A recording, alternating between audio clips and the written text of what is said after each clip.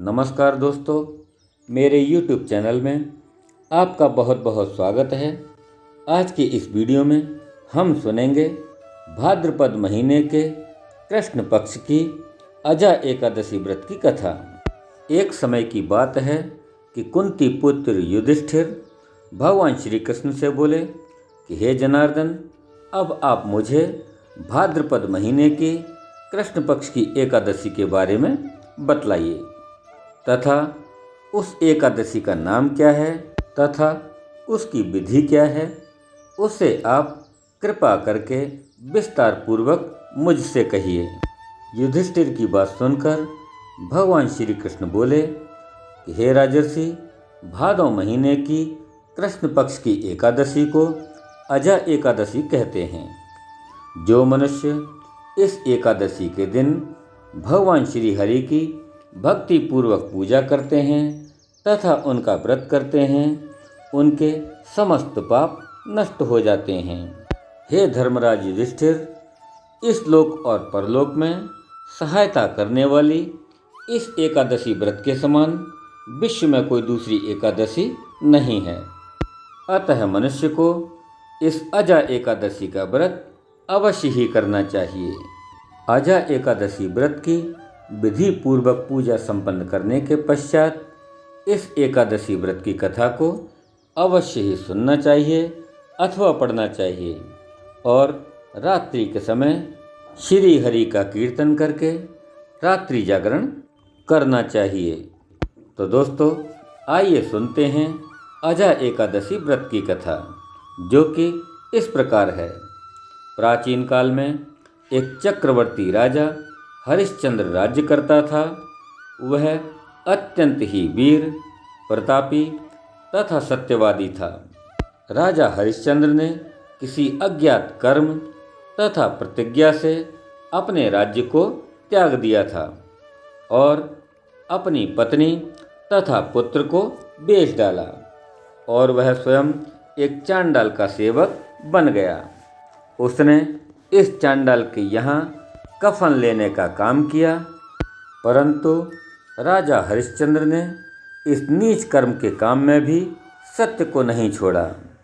जब इस प्रकार रहते हुए उनको बहुत वर्ष बीत गए, तब उसे अपने इस नीच कर्म पर बड़ा ही दुख हुआ और वह इससे मुक्त होने का उपाय खोजने लगा।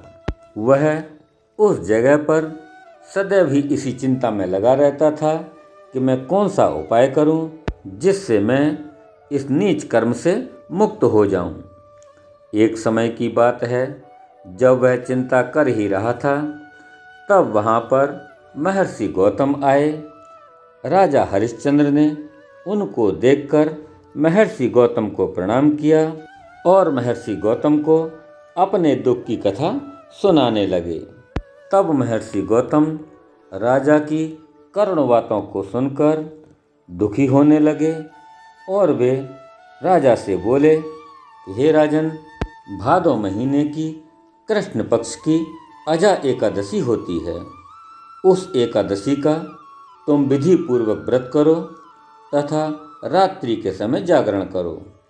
इससे तुम्हारे समस्त पाप नष्ट हो जाएंगे। महर्षि गौतम राजा से इस प्रकार कहकर वहां से अंतर्ध्यान हो गए। भगवान श्री कृष्ण धर्मराज युधिष्ठिर से बोले कि हे राजन, यह सब अजा एकादशी के व्रत का ही प्रभाव था। जो मनुष्य इस व्रत को अर्थात अजा एकादशी के व्रत को विधि पूर्वक करते हैं तथा अजा एकादशी की कथा को सुनते हैं अथवा पढ़ते हैं और रात्रि में जागरण करते हैं, ऐसा करने वाले सभी मनुष्यों के समस्त पाप नष्ट हो जाते हैं और अंत समय में वे स्वर्ग को जाते हैं। अतः हे धर्मराज युधिष्ठिर, इस अजा एकादशी के व्रत को मनुष्यों को अवश्य ही करना चाहिए।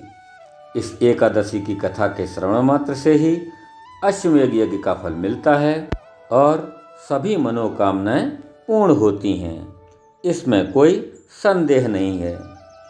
बोलिए श्री विष्णु भगवान की जय। जय श्री हरि। तो दोस्तों, यह थी भाद्रपद महीने के कृष्ण पक्ष की अजा एकादशी व्रत की कथा। आपको कैसी लगी हमारी यह कथा? आप हमें कमेंट बॉक्स में जाकर अवश्य लिखें। साथ ही हमारे इस वीडियो को लाइक करें, शेयर करें और आप हमारे चैनल पर नए हैं तो हमारे इस चैनल को सब्सक्राइब जरूर कर लें।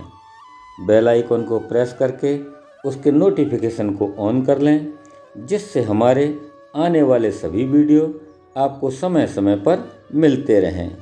धन्यवाद। जय श्री कृष्ण। जय श्री हरि।